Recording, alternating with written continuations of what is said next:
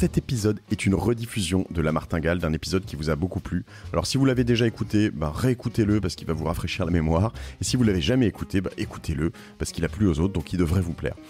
Je vous propose cet épisode grâce à Alvo.market, qui est une société que je cofonde, qu'on lance à la rentrée, et je vous le pose ici en avant-première pour les auditeurs de La Martingale. Vous pouvez vous inscrire sur Alvo.market, vous verrez une adresse mail, vous pouvez aussi vous inscrire à la plateforme. L'objectif d'Alvo, c'est d'accélérer la transmission d'entreprise. C'est une martingale pour beaucoup de personnes, beaucoup d'entrepreneurs et certaines personnes qui sont passées sur la martingale. Créer une entreprise, reprendre une entreprise, céder une entreprise, c'est là-dessus on peut créer le plus de valeur dans une vie. Évidemment, toutes les richesses immenses du monde. En plus, c'est beaucoup de valeurs humaines, c'est plein d'autres choses, voilà. Et ben nous, c'est ce qu'on fait sur Alvo. On aide les acquéreurs ou les vendeurs à aller plus vite, à acheter et vendre leurs entreprises. C'est alvo.market. C'est juste pour vous en avant-première. Bonne écoute.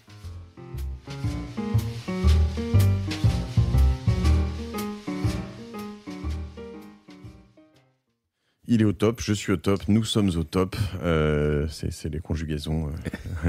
Salut, John Carp, ça va ? Ça va et toi, Matt ? Bien, écoute, je suis ravi. John Carp, je te disais quel nom d'américain, sinon. Voilà, alors on s'est rencontrés pour la première fois en visio il y a 2 ou 3 semaines, puis depuis on se quitte plus, quoi. On se croise à droite, à gauche, dans des événements, etc.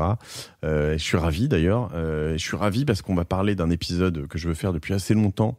Mais avant, c'était peut-être trop tôt. Maintenant, on est en plein dedans. Je crois que j'aurais bien aimé le faire avant l'été parce que j'aurais peut-être réussi à faire un ou deux bons coups quand même. On va parler, John, si tu veux bien, de NFT, les non-fungible tokens que tu connais si bien. Exactement. Donc, merci beaucoup de me recevoir ici. Je suis très heureux et je suis un passionné justement de NFT. Donc, je serais ravi de vous présenter justement ce que je fais et comment vous pouvez vous aussi en profiter. Évidemment, quand on parle de NFT ou de NFTs, en effet, à l'américaine, il faut comprendre déjà ce que c'est. Pour faire très simple, on en a parlé beaucoup dans l'actualité. En ce début d'année, c'était en mars, en fait, il y a eu une sorte de vente record. C'est un artiste qui s'appelle Beeple, qui a vendu chez Christie's une de ses œuvres qui s'appelle Every Days pour 69 millions de dollars. Et donc, je pense que... ça au moment où je suis en train de boire un verre d'eau, j'ai failli m'étouffer. C'est ça, j'attends toujours le moment critique. Valait mieux que je m'étouffe plutôt que je te le crache au visage, tu vois, mais voilà, ça va mieux. Merci. Donc voilà, désolé, mais en effet, ça nous fait tous un choc. 69 millions de dollars, toute l'actualité c'est vraiment le premier moment, je pense, où on a relayé beaucoup cette information dans les médias mainstream, on va dire. C'est cette vente record, suivie d'autres ventes records. En fait, il y a eu d'autres ventes dans les maisons d'enchères, essentiellement chez Christie's et chez Sotheby's. Donc maison d'art, on va dire, et de collection. Il y a eu d'autres ventes qu'on appelle de CryptoPunk. C'est des sortes de petits bonhommes pixelisés. Des petits bonhommes pixelisés. Quand les gens regardent ça, en général, ils disent « Mais tu te fous de moi, c'est pas possible que des gens investissent des millions dans des JPEG avec des petits bonhommes avec des têtes de pixels que même mon fils peut le faire. Même mon fils peut le faire dans son jeu, dans son appli où il fait du coloriage en pixels. Donc ne te moque pas, moi, ça vaut pas 500 000 balles ou 5 millions de dollars comme certains l'achètent. » Donc ça a un petit peu suscité le débat. Je vois que tu es en train de regarder justement sur cointribune.com un CryptoPunk vendu à 6,63 millions de dollars, le 8857 devient le 4e NFT le plus cher, tu vois. Voilà, donc on a des ventes records. Donc les gens comprennent pas parce qu'ils disent attends, c'est une image que j'achète, j'ai même pas de support. Et donc c'est là que j'en viens à qu'est-ce qu'un NFT. Un NFT, comme tu l'as dit, c'est non-fungible token. Je veux pas rentrer dans les discussions je trouve que c'est un terme qui est un peu compliqué. Ça veut dire qu'on parle d'un token non fongible qu'on met en opposition avec un token fongible. Pour faire simple, parce que maintenant qu'on l'a dit, on va quand même en parler. Mais je veux pas rentrer là-dedans, mais j'y rentre quand même. Voilà, mais maintenant que je l'ai dit, je suis obligé de dire, en fait, fongible, ça veut dire que c'est comme l'argent est fongible, pour faire simple. Ça veut dire qu'un billet de 100 euros peut se substituer à un autre billet de 100 euros, ça a exactement la même valeur et tout le monde s'en fiche. Alors que non fongible, c'est justement une œuvre d'art, un objet de collection qui, par son caractère, est forcément unique et donc pas remplaçable. Et donc, en fait, comment moi je définis un NFT, c'est un titre de propriété d'un objet unique et numérique. Donc un titre de propriété d'un objet digital, tout simplement. Et qu'est-ce que ça signifie quand on parle d'un titre de propriété ? Je pense que justement, c'est ça toute la problématique.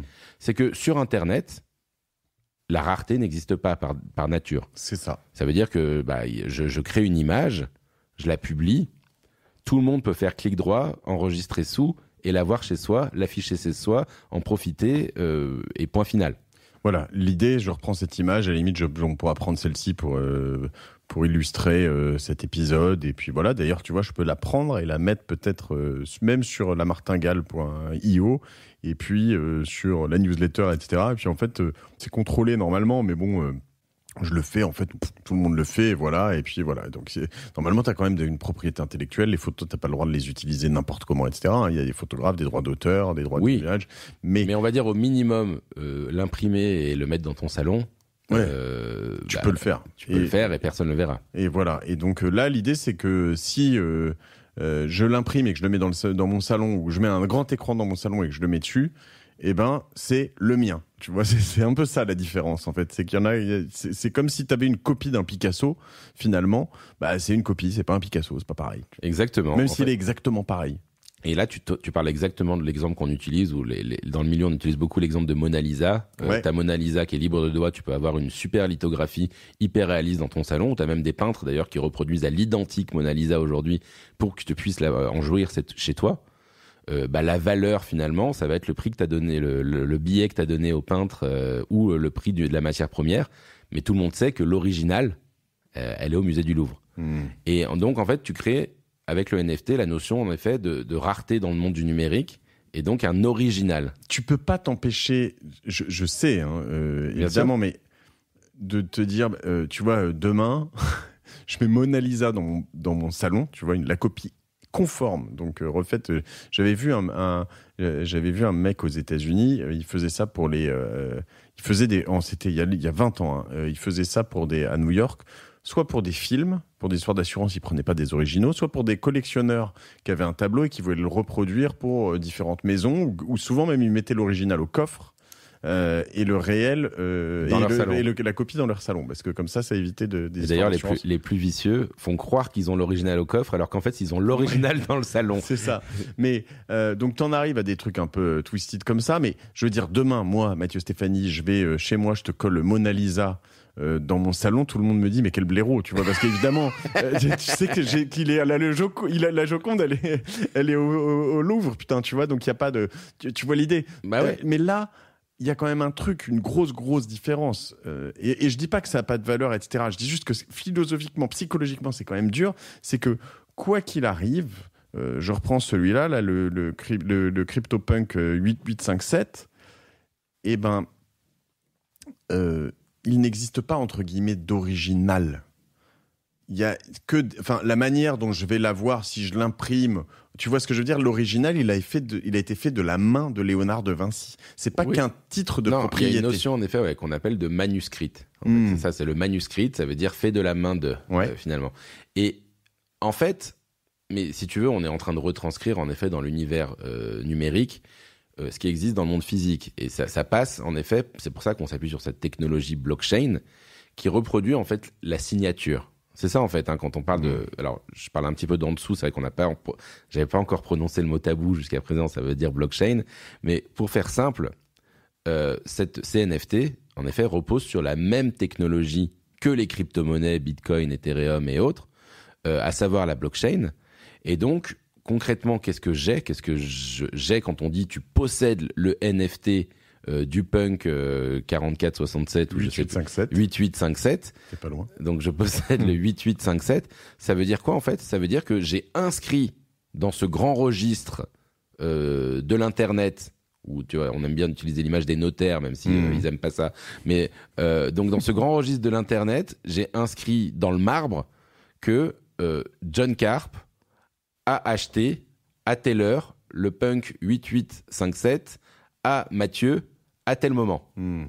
Et donc, en fait, avec chacun, nos deux signatures qui ont été... on a fait un pacte et on a signé ça, justement, avec nos toilettes, avec notre signature blockchain. Et ça, si tu veux... Notre wallet, pas nos toilettes, pardon. Oui, excusez-moi, oui, je prononce mal. Notre portefeuille numérique. Oui. Non, parce que nos toilettes, je me suis dit, pourquoi il parle de toilettes, de chiottes maintenant? J'avais pas compris.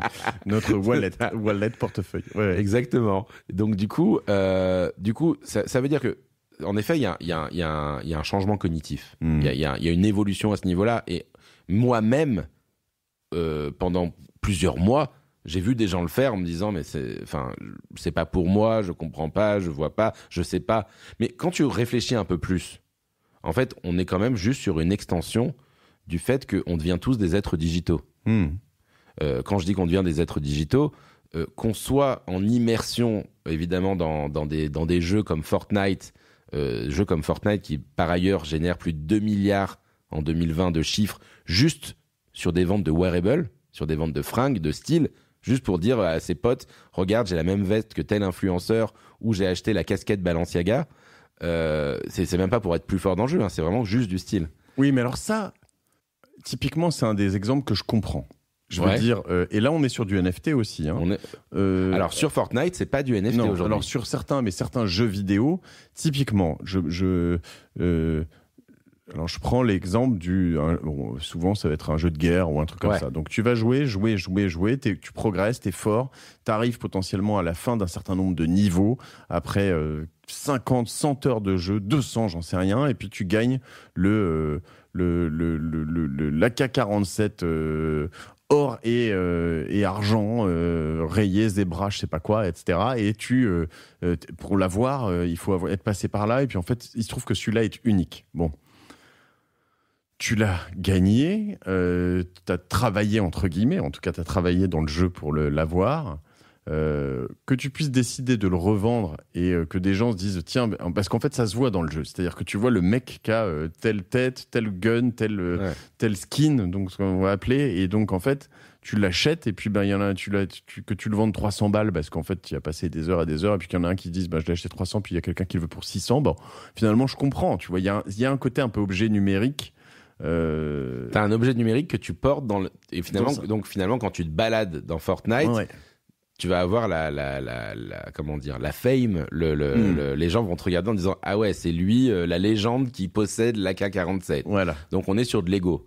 Mais pour moi, si tu veux, alors moi je joue pas à Fortnite, c'est vrai que je suis pas beaucoup sur le game, mais malgré tout, je suis quand même un être numérique. C'est-à-dire que déjà sur mon réseau social, quand je suis sur Twitter, c'est le phénomène qu'on a vu qui s'est passé pendant l'été, et juste ma photo de profil, déjà, c'est une partie de moi-même.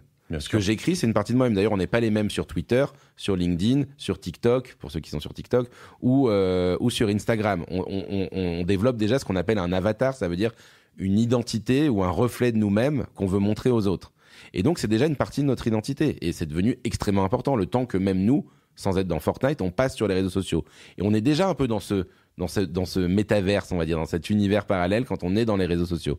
Et donc, ce qui s'est passé cet été quand on a vu, Jay-Z, Snoop Doggy Dogg ou d'autres grands DJ changer leur photo de profil pour justement mettre un CryptoPunk. On est déjà, en fait, pour moi, dans cette même logique de dire, alors là, c'est le CryptoPunk chez Jay-Z, c'est du bling-bling numérique pour moi. Ça veut dire que à une époque, tu devais montrer une Rolex pour montrer que tu avais réussi ta vie. Et là, aujourd'hui, après, il y a eu la Ferrari, la Lambo, le machin, puis maintenant, t'es sur le NFT, quoi. Voilà, maintenant, tu dis, voilà, si t'es dans le rap, et aujourd'hui, c'est ça, si t'es dans le rap et que t'as pas un CryptoPunk en photo de profil, c'est que t'as raté ta vie. Donc, si tu veux, c'est un objet d'ego. Mais tous à notre niveau, moi, je vois pas pourquoi, tu vois, quand on fait nos Zooms aujourd'hui ou nos conférences, je pense vraiment, moi, je suis intimement persuadé qu'on va, au lieu d'avoir une plage hawaïenne, demain, en background, on va commencer à avoir des environnements qui nous sont propres, peut-être des œuvres qui nous sont propres, peut-être montrer une partie de nous-mêmes, parce que on est déjà aujourd'hui, enfin ça s'est accéléré avec le confinement, on est un peu plus présent, on va dire, de manière numérique.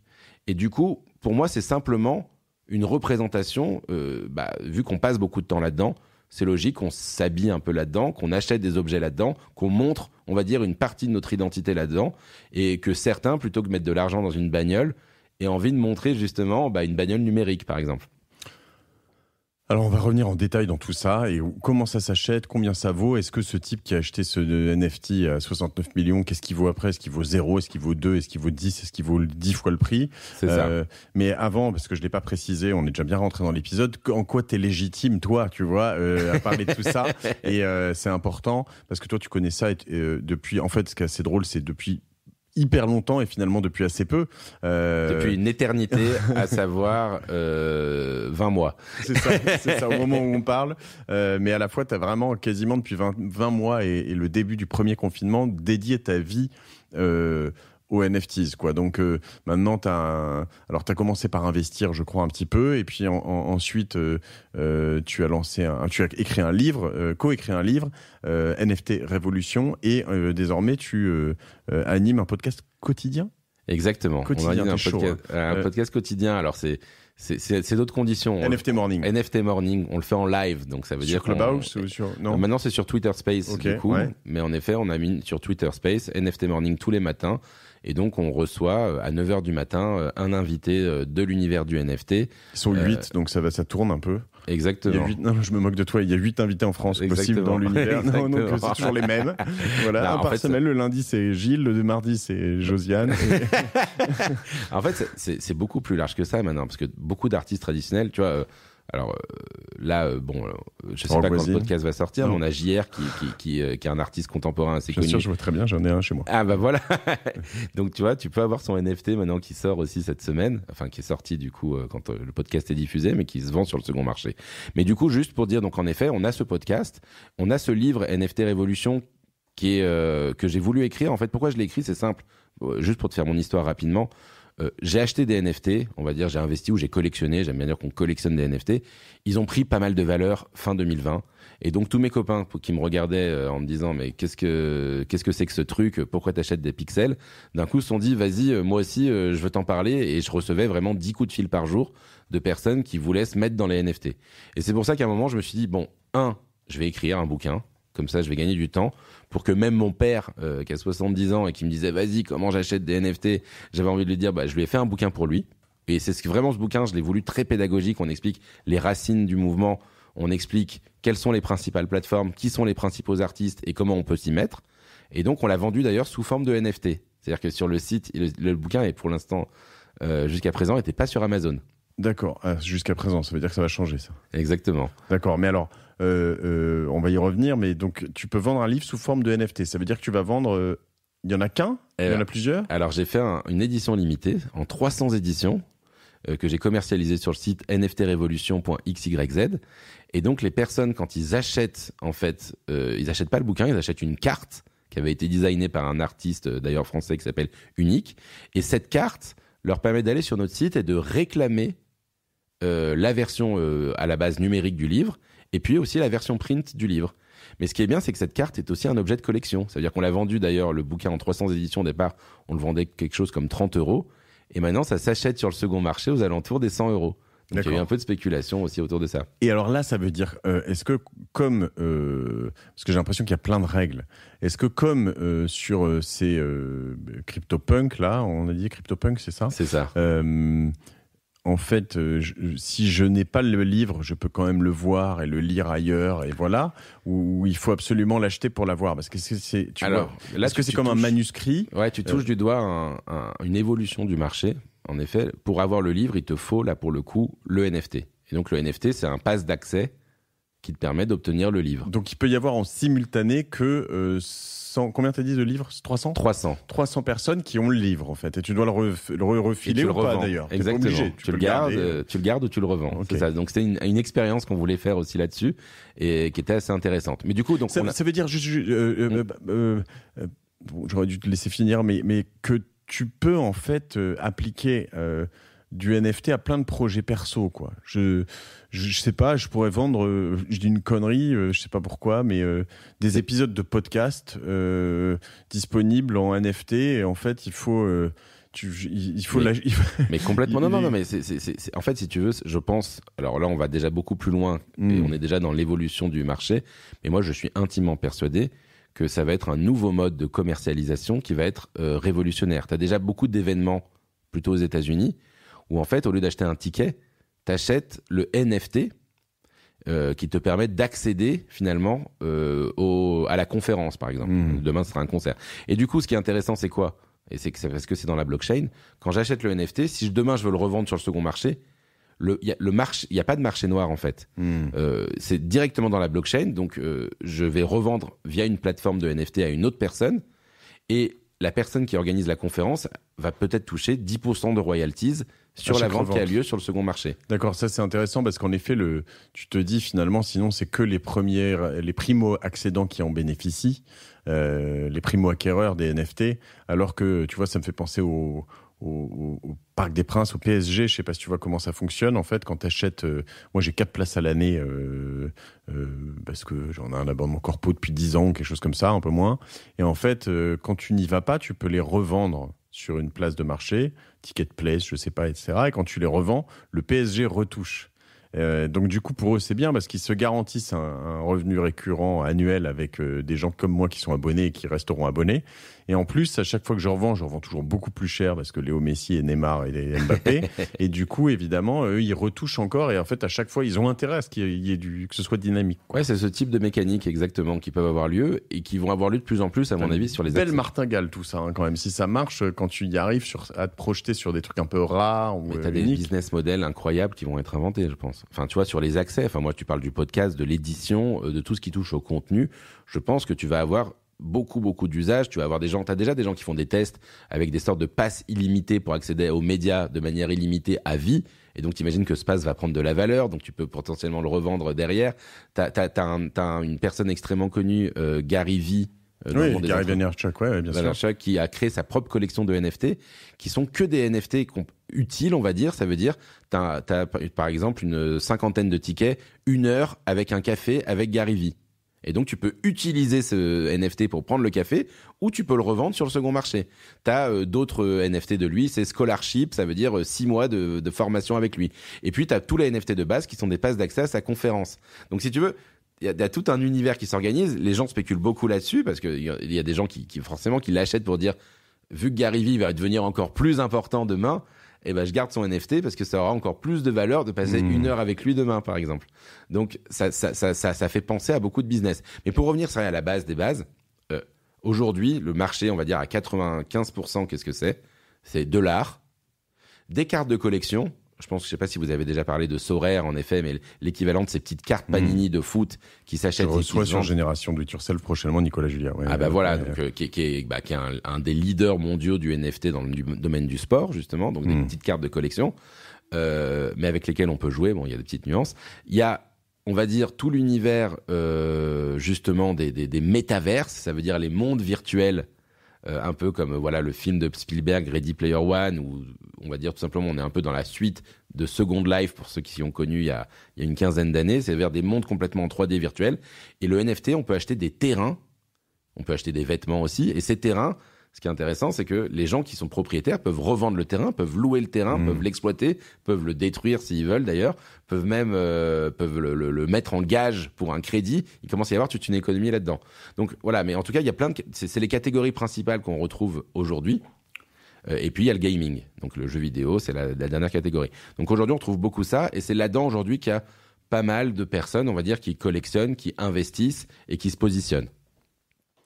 Compris. Alors, maintenant qu'on a posé tout ça, on comprend un peu les concepts, les bases de ce qu'on peut en faire, finalement, et un peu de créativité. En fait, je pourrais, en effet, je prends, je sais pas, tu vois, alors, pour un domaine qui est ici, le podcast sur lequel on est, je pourrais donc dire, tiens, je vends cet épisode de podcast en NFT à 10 auditeurs, et puis si tu veux l'écouter, va falloir, il est limité à 10 personnes, donc en simultané, en tout cas, donc il va falloir le racheter à quelqu'un.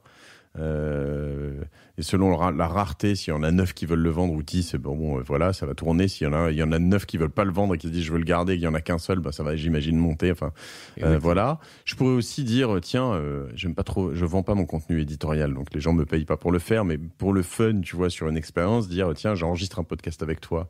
Avec celui qui a du NFT, comme mes audiences grossissent, tu peux te dire j'ai intérêt à attendre 1 an que tel ou tel podcast soit plus gros pour venir pour m'inviter, et puis finalement avec la personne qui sera prête à payer le plus cher ce NFT. Je peux, j'imagine, faire plein d'autres choses encore juste sur ce milieu de podcast, évidemment. Donc, ouais, tu peux choisir tout simplement de faire après juste. En fait, c'est un outil aussi de fédération de communauté. Donc, tu pourrais tout simplement dire, tu as le NFT collector du 100e podcast, quelque chose comme ça, qui est une collaboration avec un artiste. Et simplement, tu vois, une manière de monétiser, de dire, les personnes qui possèdent ce NFT vont pouvoir accéder à l'écoute du podcast 24 heures avant les autres, ou pouvoir... Enfin, tu vois, tu as d'autres manières de... Et je peux faire des trucs du genre... Bon, alors après, il y a quand même des histoires de loi, de finances, ça doit pas être si simple quand même. L'AMF ou des choses comme ça, je dis ça, mais je peux dire, par exemple, chaque épisode de mes podcasts est à vendre en NFT, et celui qui a le NFT prend 10% des revenus liés à l'épisode. Tu as des royalties, tu as plein d'expérimentations qui ont lieu là-dedans, notamment dans le monde de la musique aussi, pas mal, où en effet, tu as un artiste qui s'appelle Jacques en France, mais tu as un DJ aux États-Unis qui s'appelle Blow, ça s'écrit 3, le chiffre 3 est LAU, qui, lui, en fait, te dit d'ailleurs, quand tu possèdes un de ces NFT, tu vas automatiquement toucher des royalties du titre que tu possèdes. L'artiste Jacques en France a fait la même chose, il dit tu possèdes 1 seconde de mon titre, en fait, c'est un peu une image, et vu qu'il y a 200 secondes, c'est comme si tu avais 1/200 de royalties, et tous les royalties master, ça veut dire passage radio SACEM, exploitation commerciale pour publicité, etc. Tu vas pouvoir les toucher les royalties là-dessus. D'accord. Exactement. Ouais, donc c'est assez deep quand même comme usage. Maintenant, je comprends ça. Ouais, alors techniquement il y a 2 choses. Il y a où est-ce que j'en trouve, comment je trouve les bons entre guillemets, parce que c'est bien, mais il y a plein de je l'imagine comme les artistes, t'as des croûtes et puis t'as des tableaux de maître, tu vois. Comment je les distingue d'une part, mais peut-être avant d'aller là-dessus. Et j'imagine qu'il y a des trucs qui partent au plafond très fort et qui vont s'écraser de manière hallucinante. Mais avant tout ça, comment techniquement je peux acheter un NFT. Alors moi, j'étais passé, j'en ai fait qu'une fois par ce truc qui s'appelle, que tu connais peut-être, MetaMask, non? Bien sûr. Voilà. Ouais, c'est ça. Comment je peux acheter un NFT techniquement? C'est quoi le process? Parce qu'en fait, tu vois, c'est un peu comme la blockchain pendant longtemps, avant que ce soit très accessible et que Coinbase et Binance, etc., fassent des trucs très faciles d'accès. C'était quand même compliqué, quoi, tu vois. Et après aussi, comment je peux vendre ou créer mes propres NFT? Est-ce que c'est injouable? Est-ce que c'est compliqué? Est-ce qu'il faut être un gros geek ou est-ce que c'est carrément jouable? C'est carrément jouable. Bon, alors vas-y. C'est carrément jouable, mais je vais pas te mentir.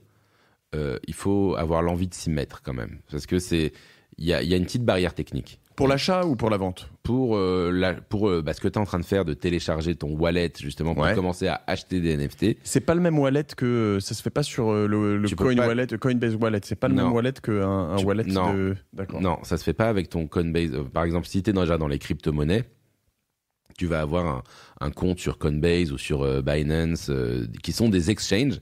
Ça veut dire des endroits où tu achètes et tu vends des Ethers ou d'autres crypto-monnaies. D'accord. Donc bon, ça c'est bien. Mais ça suffit pas pour pouvoir aller sur les sites principaux où on achète des NFT. Si tu veux vraiment t'y mettre, ce qu'il va falloir que tu fasses, c'est en effet que tu télécharges un wallet Ethereum, parce que c'est sur Ethereum beaucoup que se passent les choses, même s'il y a d'autres blockchains maintenant, il y a d'autres univers qui fonctionnent. Mais le principal aujourd'hui, c'est un univers Ethereum. Et donc, il va falloir que tu télécharges, en effet, le plus connu, c'est MetaMask. Ouais. Donc, MetaMask, METAMASK.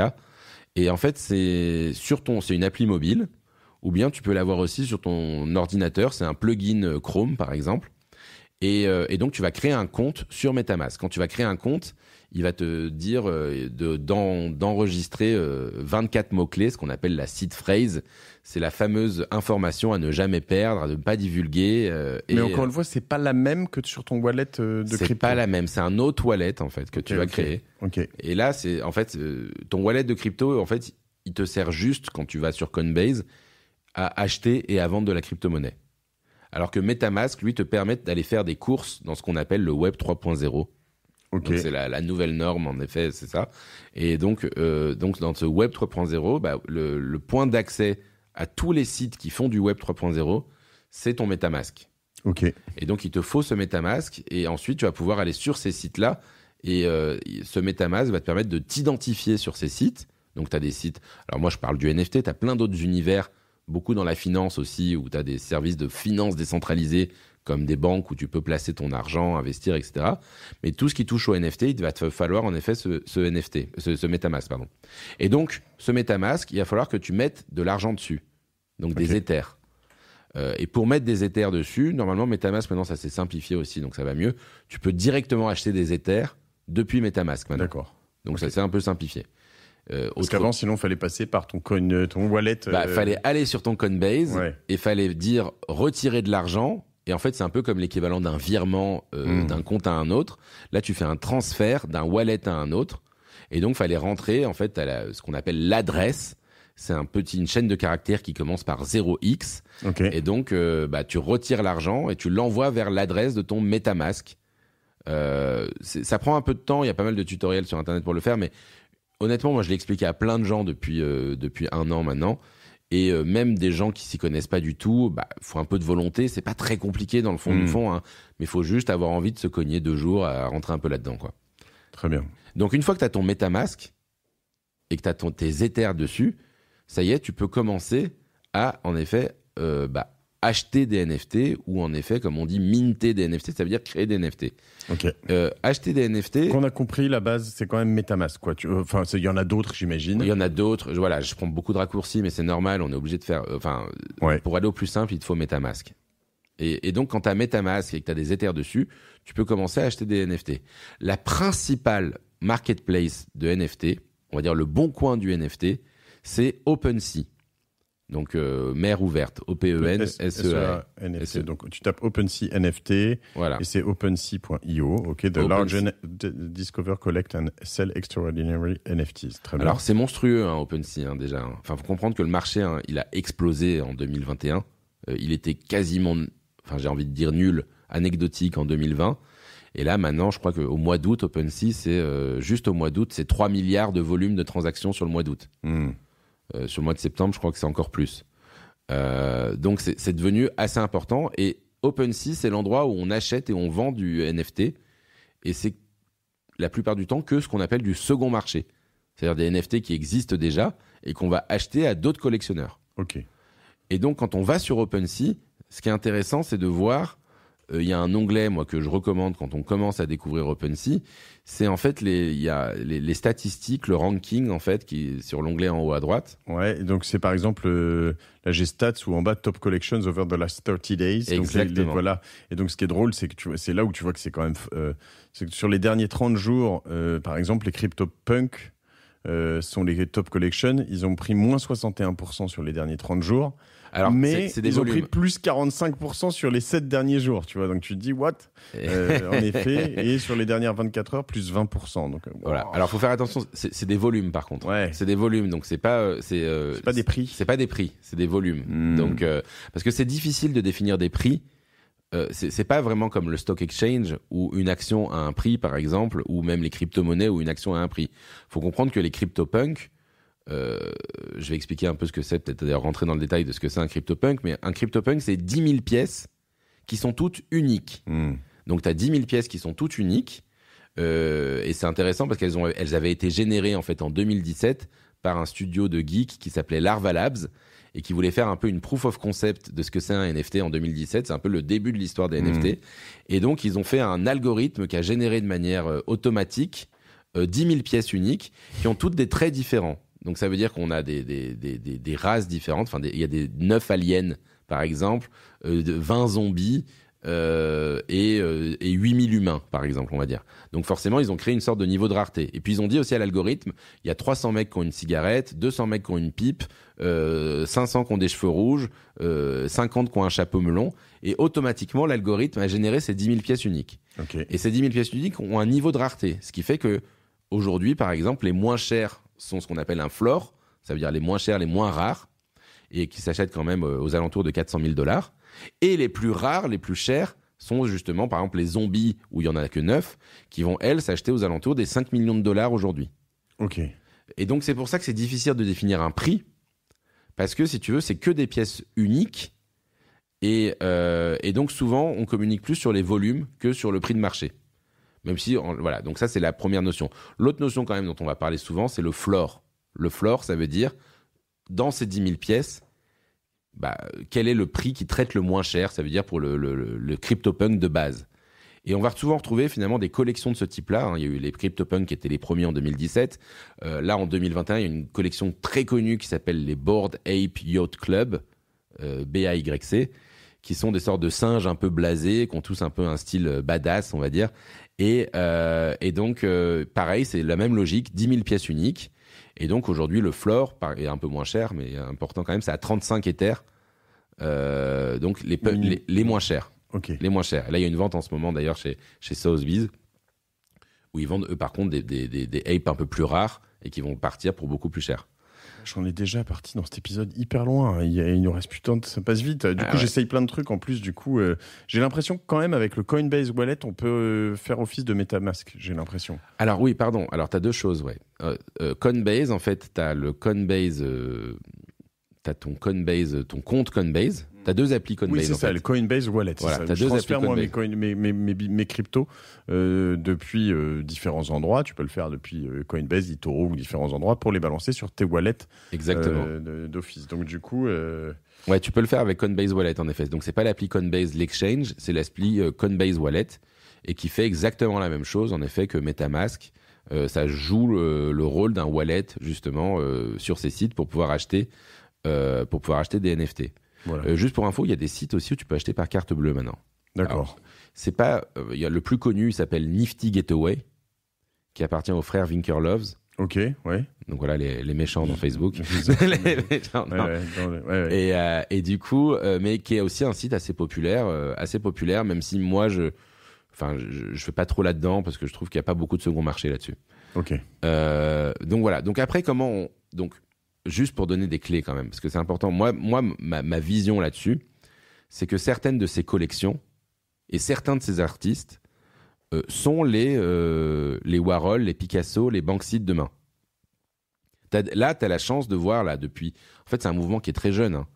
Ça a commencé vraiment avec ces CryptoPunk en 2017. En 2018, tu as la première grande galerie de NFT qui est née, qui s'appelle Super Rare, qui étaient les premiers à dire à des gars... Vous êtes des artistes, maintenant vous allez pouvoir vendre votre JPEG pour un certain nombre d'Ethers. Mais si tu veux, c'est extrêmement récent. Et pour moi, dans ce mouvement naissant, tu as déjà, quand tu vois sur Twitter, parce que c'est là que ça se passe beaucoup, sur Twitter, qu'ils échangent les artistes entre eux, tu vois qu'il y a une nouvelle renaissance artistique qui est en train de se créer. Tu as tous ces artistes qui étaient pour certains des artistes numériques assez connus, comme Beeple, dont je parlais, qui se vend à 69 millions de dollars. Ce Beeple, il vient pas de nulle part. Ce Beeple, ça fait 20 ans que tous les mecs dans le monde du numérique le connaissent comme un gros expert de la 3D, notamment, qui a bossé avec plein de studios, qui tous les jours, depuis 13 ans, fait un tweet, par exemple, où il poste une image plus ou moins 3D, un croquis 3D, du lundi au dimanche, il fait ça. Et donc, il en a posté plus de 5000. Et donc, l'œuvre qu'il a vendue 69 millions de dollars, c'est un patchwork de ces 5000 premières petites images qu'il a créées depuis 13 ans. D'accord. Donc, ça vient pas de nulle part. Et ce mec-là, quand tu vois, il y a justement, quand il tweetait, il y avait des échanges qu'ils ont échangés il y a 1 an et demi. Quand on lui disait, ça va le business, ça se passe bien, le mec disait, ouais, on se débrouille, quoi. On se débrouille. Il faisait des collabs, il bossait justement avec des agences pour faire des créations. Mais il vivait pas de son art. Et le NFT lui a permis, en effet, tout simplement de vivre de son art et d'être reconnu, on va dire, tout simplement en tant qu'artiste. Et pour moi, il y a quelques artistes clés qui sont en train de réinventer les codes, mais complètement, qui ont dit, on a un nouveau média, c'est le numérique. C'est pas que du visuel, c'est de l'informatique, c'est de la musique, c'est de la programmation. Finalement, ça va beaucoup plus loin que simplement de l'art visuel, l'art numérique.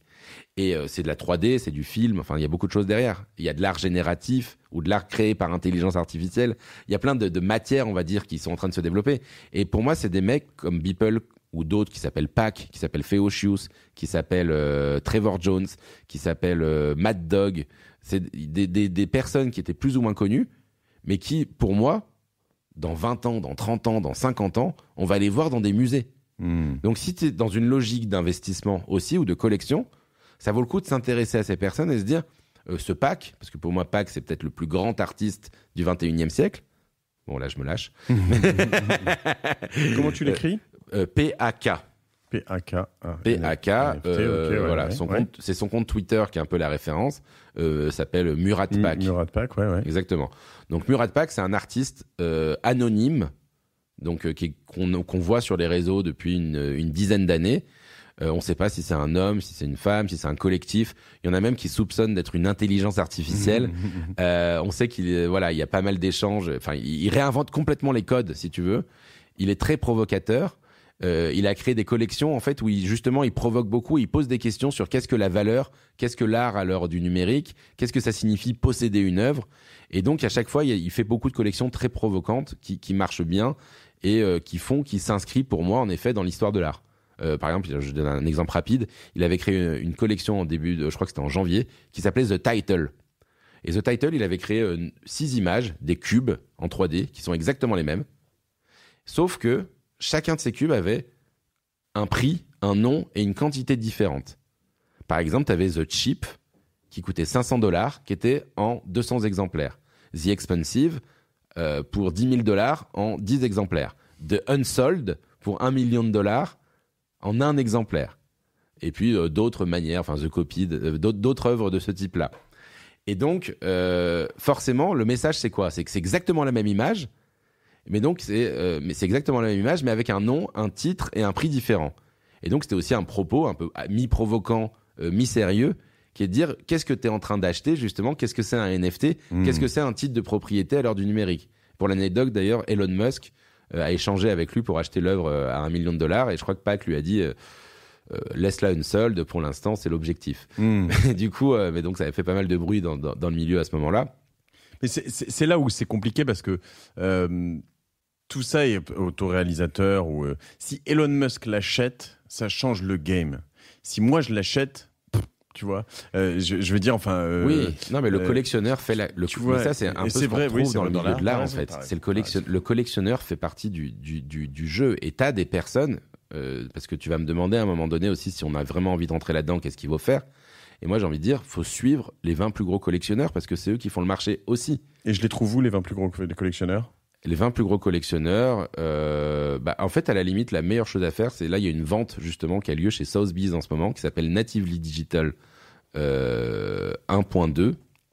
Et en fait, justement, ils ont demandé à ces 20 plus gros collectionneurs de vendre chacun 3 de leurs œuvres. Okay. Et donc, ils ont fait une biographie sur ces collectionneurs. Et il y en a, enfin voilà, c'est tous des personnages un peu excentriques du coup, qui sont tous plus ou moins anonymes d'ailleurs. Enfin ça c'est un univers assez particulier. Et donc moi je recommande d'aller sur ce site parce qu'ils ont listé ces collectionneurs, de suivre ces comptes-là parce que c'est quand même eux aussi qui donnent leur point de vue sur le marché et qui font en partie ce marché. Ouais, il y a tout. Bah, super, j'ai trouvé le lien là, sotheby's.com. Sotheby's a créé en fait ce site qui s'appelle le Sotheby'sverse maintenant, où ils vendent justement toutes leurs œuvres NFT là-dedans. On avait reçu le mec de Sotheby's, qui est un Français d'ailleurs, qui a créé tout ça.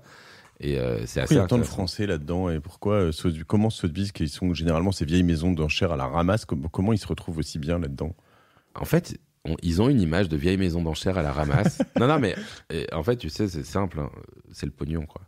Tu vois, ça veut dire, en fait, je te donne un chiffre simple. Le marché de l'art a baissé de 5 ou 6% en 2020 en termes de valeur, alors que les NFT ont explosé. Donc, si tu veux, à un moment donné, là, tu vois, la question de la survie pour une maison d'enchères, elle se pose pas. Tu dis, si on veut aller chercher à la fois les nouveaux collectionneurs, à la fois les poches de marché qui sont très intéressantes, il faut qu'on aille là-dedans. Et c'est vrai que c'est une opportunité incroyable pour ces maisons d'enchères. Donc après, Sotheby's Christie's reste assez innovante finalement. Tu vois, ils ont toujours essayer de suivre quand même le mouvement. Ils l'ont pris assez tôt. C'est vrai que dans le reste de l'Europe, ça prend un peu plus de temps. Ok. Bon, alors j'ai compris comment je peux en acheter. Je vais par exemple sur, on a dit, OpenSea.io. Là, je me crée un compte. Alors, généralement, pour créer un compte, j'ai l'impression qu'il faut quand même avoir plutôt un wallet. Donc, du coup, il te faut, en fait, c'est ça le truc, c'est que ton wallet, c'est un peu comme un Facebook Connect. Donc, c'est exactement ça, c'est ta signature. Donc, du coup, il faut un wallet et le wallet, il faut on va sur MetaMask, qui est très axé, donc on va dire NFTs, ou alors sur CoinWallet, qui est pas Coinbase, qui est un wallet émis par Coinbase, mais voilà, CoinWallet, il y a une application Apple, et voilà. Moi, ce que je vous dis juste, si vous écoutez, que vous êtes encore là, c'est que ça vous a intéressé un petit peu. Si vous l'avez pas fait encore tout ça, faites-le, quoi. En fait, pour mettre un pied dedans, ça reste que très conceptuel si on le fait pas. Et moi, j'irai plus loin. Je l'ai fait qu'une fois, je l'ai déjà raconté ici, mais c'était pas à mon compte. C'est-à-dire que j'ai acheté un NFT sur une vente de Damien Hirst, donc qui était cet été, et c'est mon beau-frère qui l'a fait. Et voilà, le truc d'ailleurs affole un peu les compteurs. Et t'as bien fait de l'acheter. Et ben oui, mais c'est pas moi qui l'ai acheté, c'est mon beau-frère. Merde. Et voilà, mais donc du coup, je l'ai déjà fait en tout cas techniquement, donc je vois que c'est complètement jouable en fait. C'est pas très très compliqué. Hein. Et voilà. Alors c'est bien d'avoir finalement aussi en parallèle des Ethers, d'acheter. Souvent je recommande rien d'ailleurs. Pardon. Surtout pas. Moi, ce que je fais, c'est que je fais du dollar cost averaging, donc j'achète petit à petit à coût de 50 ou 100 dollars par semaine des Ethers et des Bitcoin. Et puis voilà, et à la fin, si tu fais ça depuis quelque temps, tu vas avoir 500, 1000, 2000 et te dire, tiens, je vais essayer d'acheter un NFT par-ci par-là juste pour le voir, l'acheter, le vendre, faire l'expérience, comprendre. En fait, c'est comme dans l'art et comme dans tout le reste, en fait, c'est là où tu vas voir un peu ce qui se passe. La question, c'est ça, c'est que si tu te remets 50, peut-être 100 ans en arrière, le pari que tout le monde fait là-dessus, j'imagine, c'est de se dire que en fait, quand tu avais un Gus qui peignait une œuvre d'art, tu te disais pas, ce truc va valoir 50 millions. Quoi. Ça va, il a juste mis 4 jours à le peindre, tu vois. Et donc, ça n'a aucun sens en vrai. Donc, c'est un peu pareil. C'est-à-dire que si on se projette dans un monde digital, qui est encore tout récent, tout frais pour nous, parce que ça a 20 ans, en fait, tout ça, peut-être que tout ça, en fait, ne serait-ce que de se dire, finalement, si je voulais me projeter dans un tu vois, j'ai tu parlais d'une minute d'une chanson, j'ai une minute de chanson qui m'appartient de Nirvana, parce que j'adorais Nirvana, ou de tel DJ, ou d'un film de Hitchcock, en fait. C'est ouf, tu vois, en soi, de te dire, tiens, je pourrais racheter une minute d'un film d'Hitchcock dont je suis propriétaire, ça, c'est chambé. Non, mais c'est complètement dingue, c'est ça, et c'est que le début. Je pense qu'on se rend pas compte. Après, c'est vrai qu'on se prend au jeu. Moi, je me suis pris au jeu de la collection, justement. Donc, de posséder des moments d'histoire, de posséder. On avait parlé des tweets. Il y a des gens c'est vrai qu'il y a un service qui vend des tweets. Il y avait le tweet de Jack Dorsey, qui était le premier tweet jamais fait sur Twitter, qui s'était vendu pour 2,5 millions de dollars. Mais si tu veux, voilà, il y a le côté, je possède un moment d'histoire où t'as les unes du Times. C'est toujours compliqué de te dire, tu vois, comme tu vends un but de NBA. Tu sais, il y a eu ces trucs-là où en fait, top shot. Mais donc pareil, ce tweet, en fait, il est toujours sur le compte de Jack Dorsey. Et c'est quand même compliqué. Mais si tu veux, en fait, c'est vrai qu'il y a une transcription, mais quand tu possèdes les images, les cartes Panini de Platini, qu'est-ce que t'as de Platini? T'as une image de Platini. Et si les gens se la vendent après comme les cartes de baseball américaines qui se valent qui s'échangent une tonne, qu'est-ce que c'est finalement? C'est une représentation d'un joueur. Tu possèdes pas le joueur il fait sa vie à côté. T'as même pas un droit d'exploitation, t'as même pas un droit commercial dessus. T'as juste le droit de collectionner. Donc, je pense qu'il faut faire la transcription avec l'univers, en effet, de la collection. Et moi, c'est vrai que je suis intimement persuadé. Enfin, après, je vois aussi les tendances, les évolutions, qu'on est qu'au début de tout ça. Quand on parle des fois d'effets de mode ou des spéculations. Oui, il y a de la spéculation. Mais de toute façon, il n'y a pas de spéculation sans véritable intérêt sous-jacent. Et donc oui, il y a de la spéculation. Oui, je pense que 95% des NFT qui se vendent très cher aujourd'hui vont retomber à zéro. Mais par contre, tu as 5% qui, pour le coup, sont des pépites, des pièces d'histoire, des moments clés, des artistes clés et des choses. Alors, dans l'univers du NFT, la plupart des gens qui possèdent, par exemple, un CryptoPunk se disent j'ai envie de le c'est pour mes enfants que je fais ça en fait. C'est quasiment des investissements générationnels. Et des CryptoPunks, tu peux en acheter à des prix alors tu peux fairly non, ça c'est fini. C'est-à-dire même 500 balles? Non, ça vaut 400 000 balles un CryptoPunk. Okay. Par contre, maintenant tu as des sites qui non mais ça a pris très vite parce qu'en début d'année, ça s'achetait encore 20 000 dollars. Et mais dans cet univers-là, ça va très très très très vite. Il se passe beaucoup de choses. Et du coup, par contre, tu peux acheter des fractions de CryptoPunk. Donc ça veut dire que maintenant, t'as des services qui tokenise, comme on dit, qui divise l'œuvre. Et donc, tu vas avoir un token comme une crypto-monnaie qui, par exemple, si tu regroupes 100% de cette crypto-monnaie, tu pourrais acheter un punk. Ok. Comment est-ce que... Alors là, tu parles de second marché. Hein. Oui. Où est-ce qu'il est le premier marché? Comment je le trouve, ce truc à l'émission des NFT? C'est individuel. Si moi, je crée un NFT demain et que je le proposerai à mes auditeurs. Il faut être dans des communautés, en fait, c'est ça? Techniquement, c'est pas compliqué du tout. Alors techniquement, c'est pas compliqué et ça va devenir de moins en moins compliqué. Pour moi, c'est comme faire un site internet il y a 20 ans. Ça paraissait être la fin du monde. Aujourd'hui, tu as 10 000 services qui te permettent de faire un site en un clic. Le NFT, c'est pareil. Aujourd'hui, tu peux aller il y a des plateformes très connues. D'ailleurs, OpenSea te permet de créer tes NFT. Et concrètement, qu'est-ce que tu vas faire? Tu vas uploader une image et OpenSea va faire le boulot pour l'inscrire dans la blockchain et en faire un NFT. Ça va te coûter un peu d'argent. C'est des frais, on va dire, de gaz, comme on dit. Ça veut dire où en gros, tu donnes l'argent pour inscrire ça. C'est des frais de passage, on va dire, pour faire simple. Et derrière, tu vas pouvoir le mettre en vente au prix que tu le souhaites. Donc là, j'ai Discover, Collect and Sell Extraordinary NFT. Je peux faire Explore ou Create. Donc si je vais sur Create, je vais créer des NFT, c'est ça? Exactement. Maintenant, OpenSea est très connu pour le second marché. Tu as d'autres plateformes qui sont plus des plateformes, on va dire, qui font de la curation. Ça veut dire que tu as justement Nifty Gateway, tu as Super Rare, tu as Foundation, tu as pas mal d'autres sites où là, tu vas candidater, ils vont te sélectionner et du coup, ils vont faire un peu ce boulot que fait une galerie aujourd'hui, de dire on a sélectionné cet artiste et vous pouvez l'acheter, par exemple. Mais sur OpenSea, tout le monde peut le faire. Par contre, le problème derrière, c'est évidemment la communication. C'est-à-dire que là, si tu fais ton NFT sur OpenSea et que tu l'envoies, pour moi, je t'écoute, mais c'est ouf là. Donc voilà, juste pour comprendre, donc l'écran que vous aurez si vous allez sur OpenSea, donc create new item, donc item, on doit dire, je pense. Bon, je vais parler en français, en anglais français. Image, vidéo, audio or 3D model. Donc je peux envoyer des JPEG, PNG, GIF, SVG, MP4 ou MP3, blablabla, tout ça, size max 100 megabytes. Le nom. L'external link donc, vers le site, la description, la collection, donc properties, levels, alors je comprends pas tout. Supply, donc le nombre de copies de l'exemplaire. Donc si je vends un épisode de podcast en NFT, je peux en mettre 1 ou 100. La blockchain derrière, Ethereum ou Polygon. Freeze metadata, pas ce que c'est. C'est pas on verra plus tard, on comprendra. Et your freeze, bon, on verra. Hein. Allez, et voilà. Et j'ai créé un NFT, en gros. Et après, j'imagine que je paye quelque part un truc, mais c'est ça. Après, quand tu vas cliquer, justement, il y a ton MetaMask qui va s'ouvrir et qui va te dire signe. En fait, ce que te permet le wallet, c'est de signer à chaque fois. Donc, c'est une signature électronique, techniquement. Et donc, tu vas signer et du coup exécuter la transaction qui va avec la signature. Ok. Donc là, tu vas pouvoir faire ça.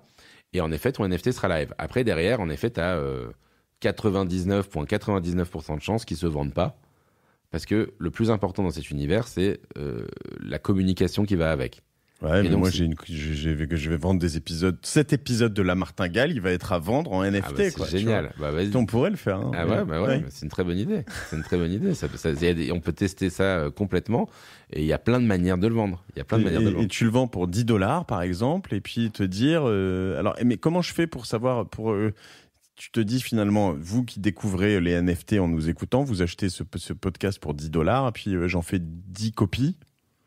Ou 100 parce que ça fait 1000 balles quand même, c'est mieux. Comme ça, on commence à devenir riche. C'est le premier NFT que vous achetez. Et puis après, si en te disant finalement j'aurais découvert les NFT par le biais d'ici et testé pour la première fois, fine, j'ai compris. Et après je vais le revendre et le revendre. Comment je fais pour toucher 10% des reventes? Ça, je pense que ça fait partie des paramètres là, OpenSea va te dire combien tu veux définir comme niveau de royalties, tout simplement. Et donc, tu vas dire, en fait, si tu as envie d'un bon second marché, en général, tu mets un chiffre bas, tu mets 5%. Si tu n'as pas envie qu'il y ait trop de second marché, tu vas mettre 50%. C'est toi qui définis justement combien tu veux toucher sur le second marché. Ok, et donc le podcast, je peux le diffuser comme d'habitude sur mes réseaux, etc. Sauf qu'il y aura des fichiers qui seront ceux-là tamponnés, numérisés, et ceux-là sur cette On va dire blockchain. les collectors, par Ouais. exemple. Ça pourrait être comme un peu, tu vends, quand tu as un CD, tu peux écouter la musique sur Spotify et puis tu peux acheter la version vinyle ou le J'ai disque. pas défini combien il faut que j'en fasse combien, 10 ou 100, tu crois? Ah, écoute, en fait, tu peux même en faire un que tu vends aux enchères autrement. Mmh. Tu vois, OpenSea permet aussi de dire, on en vend un aux enchères ou d'en vendre 10 pour 0,05 Ether, parce que c'est comme ça que ça se fait. Mmh. Sur On le marché. va en regarder ça à la fin. On vous mettra ça dans les descriptifs. C'est cool. C'est cool. Ok, non, mais pour vous, c'est important. Faut l'acheter, ce NFT, parce que c'est celui qui vous aura fait découvrir cet univers. Donc, il est hyper important. Donc, allez-y, lâchez-vous, quoi. Faut y aller. Hein. Ça va s'arracher très cher dans 10 ans. Ça. Ok, on a compris pas mal de choses, je crois, hein, déjà. Qu'est-ce que j'ai oublié de te poser comme question, John, sur tout ça? Sur Écoute, NFT. non, je pense que après c'est vraiment qu'est-ce qu'il faut acheter. C'est vraiment que c'est la question qu'on pose tout le temps. Comment on s'informe, comment on comprend. Là, on écoute donc NFT Morning pour s'informer, j'imagine, en français. Alors, au moins. On écoute NFT Morning en français. Je pense vraiment que j'insiste un peu sur le bouquin parce que vraiment NFT Révolution. NFT Révolution parce que c'est parce qu'on l'a vraiment pensé pour quelque chose pour que ça soit simple et accessible. Donc bientôt disponible hors NFT ou faut racheter le NFT toujours? C'est déjà disponible peut-être. Alors du coup, au moment où le podcast est live, le livre doit être disponible normalement justement dans vos librairies et sur Amazon. Je mettrai le lien. Ouais, voilà, okay. On mettra le lien. Et du coup, on a une promotion donc pour les auditeurs de la Martingale. Trop bien. Donc il y a un code promo. Sur ton site du coup. Il y a un code promo qui est sur Amazon. Sur Amazon, d'accord. Ouais. Très bien. Et donc ce code promo, c'est Martingale NFT. Ok, très bien. Et ben Martingale NFT, je savais pas que tu pouvais faire des codes promo sur Amazon en fait. Tu peux produire des codes promo, ouais. D'accord. Et pour l'avoir le bouquin en physique ou les deux, en physique et en Kindle, ou qu'en Kindle? Il y a les deux en fait. Okay. Il y a les deux. Voilà, très bien. C'est un bon bouquin, c'est un bouquin d'art en fait, donc tu peux le faire en physique, il est sympa aussi. Ouais. Ok, super. Et du coup, à part ça, il y a quand même d'autres newsletters sympas. En français, il y a une autre newsletter qui est pas mal qui s'appelle Metaversal FR. Ok, Metaversal FR. Voilà, ils font un petit point toutes les semaines aussi sur l'univers des métaverses et des NFT. T'as la version américaine qui s'appelle juste Metaversal aussi, qui est pas mal. Et regardez. Metaversal et t'as un podcast qui est vraiment bien aussi, qui est vraiment bien aux US, c'est Zimmer Red. D'accord. Et là, je voudrais bien les plays, mais j'ai plus internet là. Mais Zimmer Red, je crois que c'est avec un Z tout simplement. Zimmer Red, mais je trouve Zimmer Z-I-M-M-E-R Red. Ouais. Alors, je trouve rien. Zimmer Red. NFTs, on va regarder NFT. Zimmer Red. Je peux te donner un code si tu veux. T'inquiète, non, c'est bon, je suis sur moi. Ok, et donc Zimmer Red NFT. Coin Tribute, Hans Zimmer, non. Pas ça. Sinon, on mettra les liens. On mettra les liens. Tout dans le, tu nous donneras les liens. Tout dans les descriptifs de l'épisode et sur le site lamartingale.io. Ok, et je crois qu'on a fait donc comment en acheter, comment en vendre, où en trouver, le premier marché, le second marché. Voilà. Après, c'est quand même un marché un peu comme le marché de l'art. C'est plus difficile. C'est pas comme un marché d'action par exemple ou de crypto où on va dire ça c'est très bas, ça va péter dans quelques jours, faut en acheter ou pas. Faut un peu plus se faire sa thèse quand même. C'est vrai qu'il faut quand même un peu plus creuser, comme le marché de l'art pour moi. Par exemple, quand je parle de ces 10 artistes clés ou de ces 10 collections clés, enfin moi je suis un peu là-dedans, je suis on va dire en termes d'investissement, je suis plus dans cette logique de dire quels sont des blue chips, on va dire pour faire simple. Qu'est-ce que tu appelles un blue chip? Un blue chip, ça veut dire un NFT justement qui fait partie de ces 5% qui auront encore de la valeur dans beaucoup de temps. Et donc, faut quand même se faire plaisir quand on en achète. En fait, il y a quand même un côté un peu collection. Faut apprécier l'artiste, se mettre un peu dedans ou apprécier, rentrer un peu dans l'univers, le comprendre. C'est pas un NFT, c'est pas quelque chose. Enfin, un NFT qui a de la valeur en tout cas. C'est pas quelque chose qu'on va acheter sur un coup de tête, quoi. Il faut quand même se mettre dedans. Faut regarder un petit peu. faut regarder l'univers. Je vous ai parlé de Pâques, par exemple. Suivez son compte Twitter dès maintenant, par exemple, si vous voulez regarder de Pâques. Commencez à voir son univers, son délire, qu'est-ce qu'il a fait avant, ses différentes œuvres. Et puis peut-être que si à un moment donné, ça vous chauffe, vous allez acheter un de ces Lost Poets, qui est la dernière collection de Pâques, par exemple, et qui reste ses œuvres les moins chères aujourd'hui, par exemple. D'accord, Lost Poet, parce que... Tu peux trouver Lost Poet sur OpenSea, justement. Ok, je suis en train de regarder Lost Poet V3. Et donc, c'est des bonhommes un peu bizarres qui sont générés par intelligence artificielle. Ce genre de choses, là. Non? Alors, c'est... Lost Poet. Lost Poet... Alors, attends. Non, c'est J'ai pas pas ça. tapé Pâques. Okay, t'as la truc, là. Validé. Okay. Voilà. Lost Poet. Voilà. Fais Donc, attention, le petit... Ah ouais, d'accord. Lost Poets. Voilà. Et donc là, t'as 27 000 pièces. Ok. Et donc là, le prix en Ethereum à chaque fois. Le prix est en Ethereum. Donc là, les moins chers... On peut le multiplier par 2000 et quelques, quoi. C'est ça. Par $4,000. Ouais, $4,000, ouais. Donc, ok. Enfin, 3,000 en euros à peu près. Très bien. Floor price, donc le minimum, le moins cher, c'est Exactement. ça. Donc, le moins cher à 0,77 Ether. Et le plus cher... non, le plus cher, c'est très cher. Ouais, okay. Voilà. Mais 0,77, en effet, ça fait 2000 balles à peu près. Ouais, un truc comme ça. Donc c'est de l'argent, évidemment. Hein. Mais... Et ça, c'est que du second marché, en revanche. Lui, quand il vend en premier marché, je le trouve où, Pâques? Tu le suis sur Twitter. Et il va en fait, dire, il faut comprendre que c'est un marché de réseaux sociaux. Ouais. C'est pour ça, quand je vous parlais des collectionneurs, il y a aussi les artistes qu'il faut suivre. Il faut suivre les artistes, il faut suivre les collectionneurs.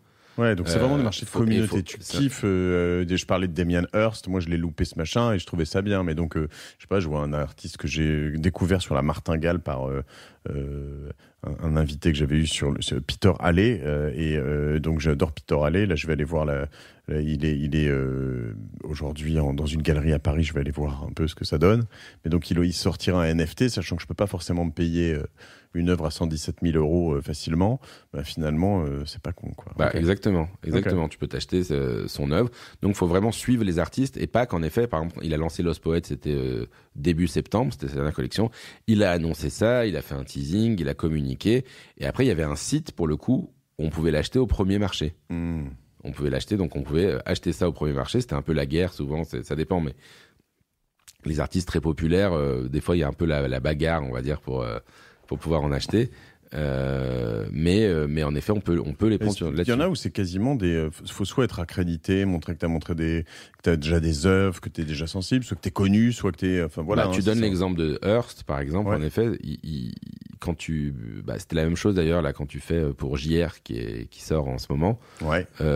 Il faut en effet. Enfin, il y a plein de méthodes en effet de présélection. Et je le trouve où le NFT de JR? Tu vas sur la plateforme qu'ils commercialisent, c'est les mêmes que Hearst, c'est Eni, H-E-N-I. D'accord. H-E-N-I.com, je pense. Ok. Eni.com. Donc c'est on va dire une sorte des maisons d'édition, galeries, agences qui travaillent avec lui pour la commercialisation de ces NFT. Et donc ça s'appelle, collection s'appelle Greetings from Giza. Voilà, je suis dessus. Alors du coup, Apply Now. Ok, donc là ce sera trop tard pour vous si... Vous pourrez l'acheter sur le second marché, du coup, en effet. Du coup, puisque je n'aurais pas sorti l'épisode au moment où... ok, bon écoute, c'est super. Hein. Moi je suis chaud, quoi. Chaud. Mais c'est un vrai... Enfin, c'est vrai que moi, j'utilise souvent l'image du terrier du lapin blanc. Le seul problème, c'est que quand vous commencez à rentrer là-dedans, vous risquez de pas en sortir. Donc, faites très attention à ça.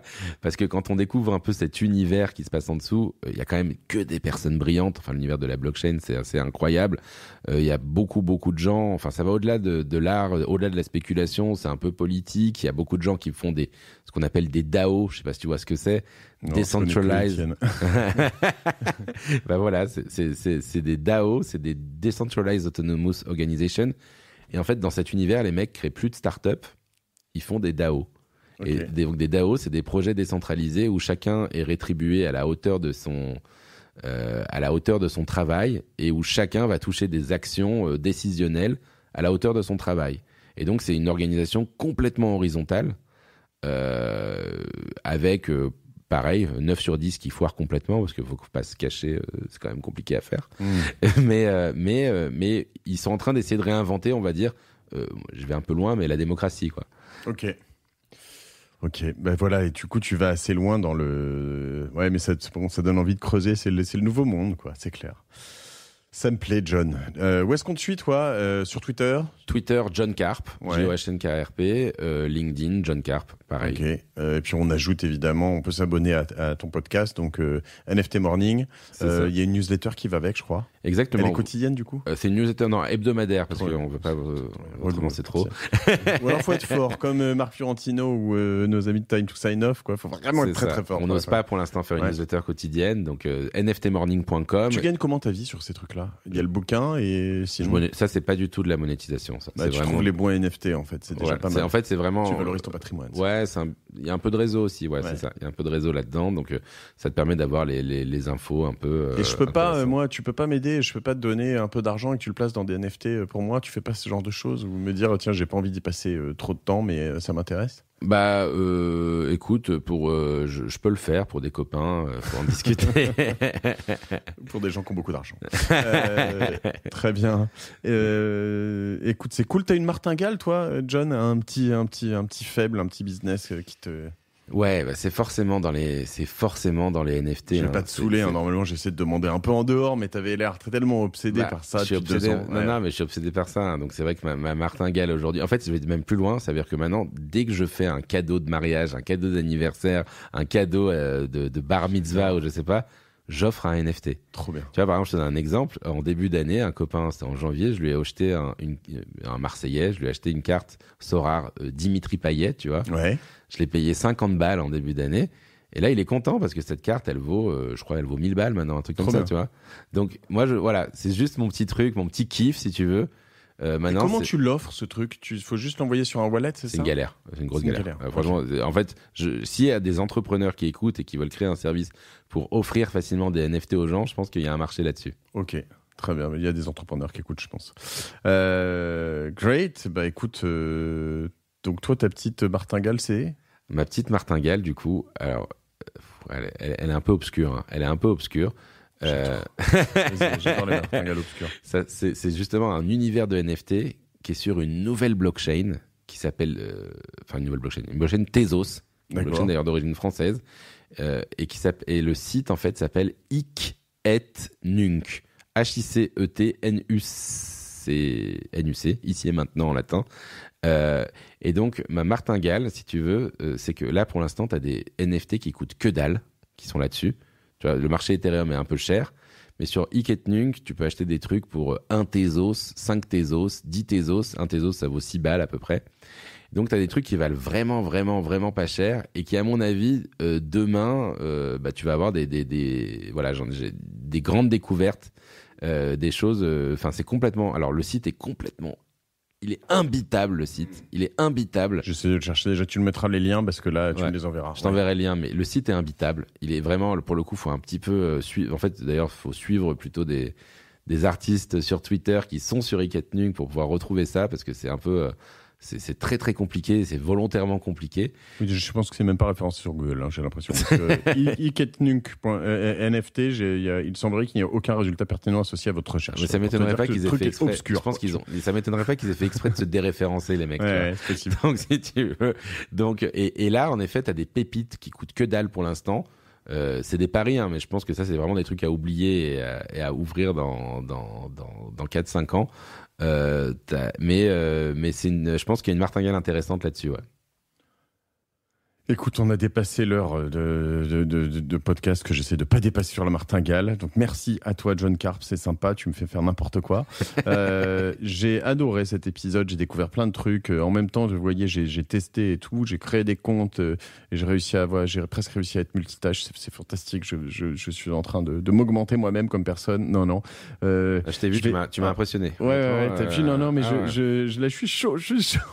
J'adore. Donc voilà, essayez de trouver cet univers, sachant qu'évidemment, si le truc vous plaît, au plus on est, au plus on va réaliser le machin. Hein, parce que si personne n'y croit, ça ne marchera pas.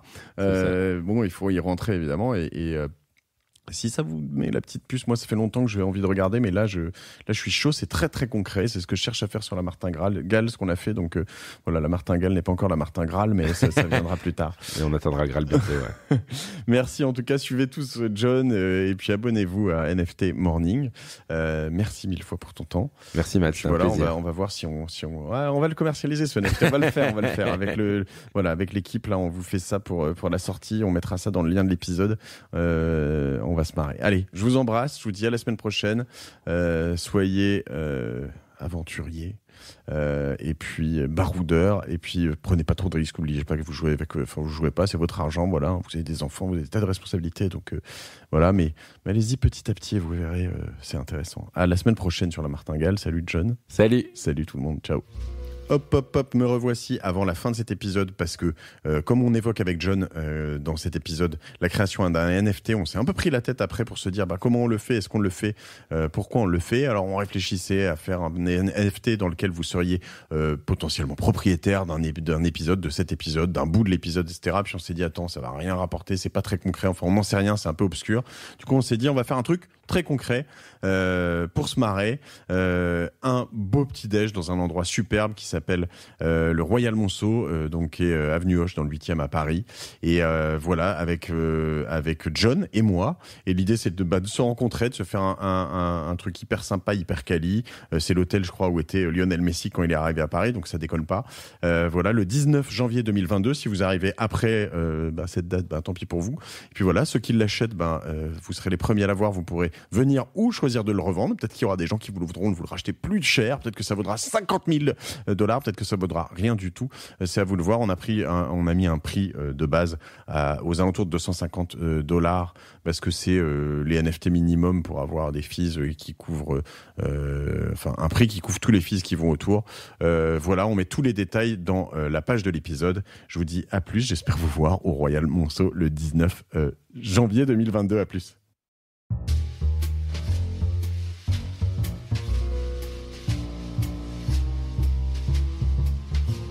Merci d'avoir écouté La Martingale jusqu'au bout. Si cet épisode vous a plu, n'oubliez pas de le partager autour de vous et de vous abonner à la newsletter sur lamartingale.io. Si vous trouvez 5 petites minutes, je vous invite à mettre une note 5 étoiles ainsi qu'un commentaire sur Apple Podcast. Ça nous aide beaucoup pour remonter dans les classements. Ce podcast est produit par Cosa Vostra, une agence conseil tech et créative qui accompagne ses clients dans leur stratégie digitale. J'aime beaucoup Cosa Vostra, si vous le savez bien. Et donc, on vous aide à gagner en visibilité, en singularité, en efficacité. Contactez-nous, on va faire de votre strat digital un truc incroyable. Je remercie toutes les équipes pour la production et on se retrouve la semaine prochaine pour un nouvel épisode.